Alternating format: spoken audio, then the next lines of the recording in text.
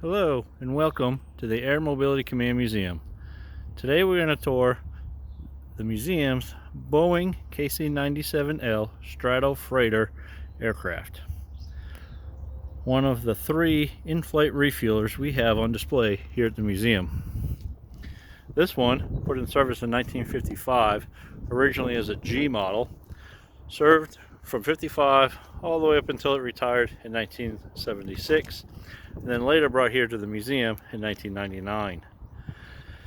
These were originally outfitted with these four Pratt & Whitney radial engines, which were plenty good enough at the time, plenty of power for this aircraft, and to keep up and refuel with the other aircraft that were available. But with the invention of the jet engine and the jet age, the receiving aircrafts started getting a little too fast for this one. So initially what they would do is a maneuver called tobogganing.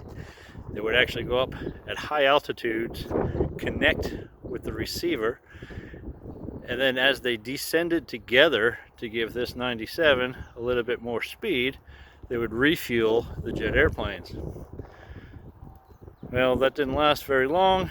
In about 1965, they modified some of the G model 97s to an L model with the addition of these two jet engines, used to give this airplane just a little bit more thrust to be able to keep up with the jet plane receivers. And this went on pretty much right up until the creation and development of the KC-135, which was this direct replacement for this airplane. In fact, it's a little known fact that the last KC-97 rolled off the production line the same day that the very first KC-135 rolled off the assembly line, which you could see the 135 right back over there. But right now, this KC-97, you'll be able to see the refueling pod and the refueling boom.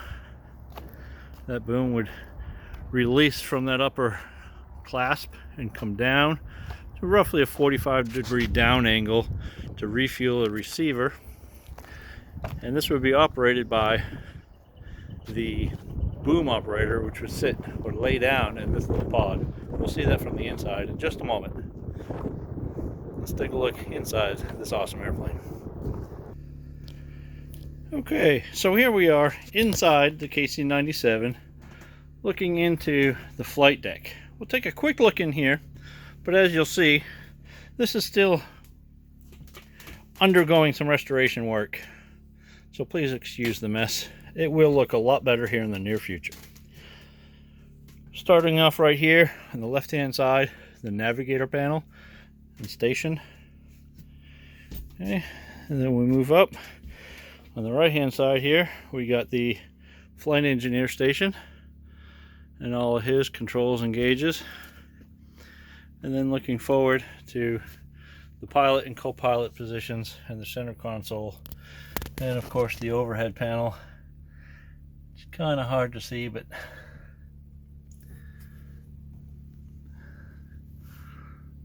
there you go. Good look at the flight deck. We'll swing back around here a little bit. Some more of the equipment racks. And of course, the lavatory right down here. And as we swing back, we'll go back to the cargo area. Now you see a couple of different configurations as we walk through. First thing you'll notice is the large auxiliary fuel tanks, which would be loaded to carry a bit more fuel if they had a lot of receivers, a lot of fuel to pass from this airplane to others. So some of the exhibits on display here along these tanks.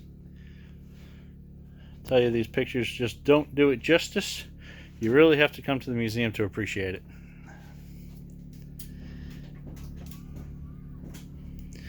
Alright, and you'll see we can and have mounted some seats in here, which we could put a lot more if we had some passengers to carry. So the plane also has can be equipped with sidewall seating, much like a 141 or C-130. These sidewall seats should carry troops, passengers, and obviously it should carry some cargo. But again, its main function was as an in-flight refueler to refuel other aircraft. Which outside I mentioned the boom operator. This is the boom station. And the operator, the mannequin laying down. You can kind of see his controls and things down there. And some more of the tail of the airplane. The little model you see there would show what this airplane would look like if it was refueling an F4. And on this particular airplane we also have a little video playing. And that is, believe it or not, actor Jimmy Stewart flying up to, and he will connect shortly to, a KC-97. The view from the boom operator's window.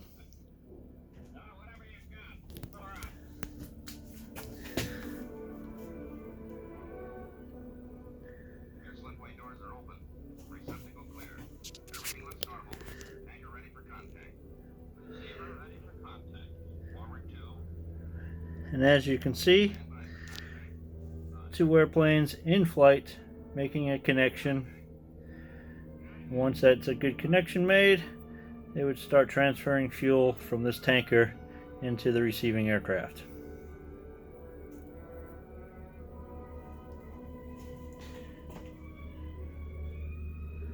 So pretty good visual of a KC-97 performing its primary role of refueling another airplane. Alright, we'll take one more look up front here.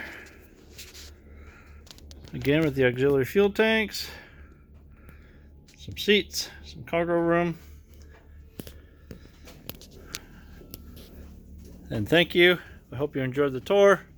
And please visit the Air Mobility Command Museum in the near future. Thank you.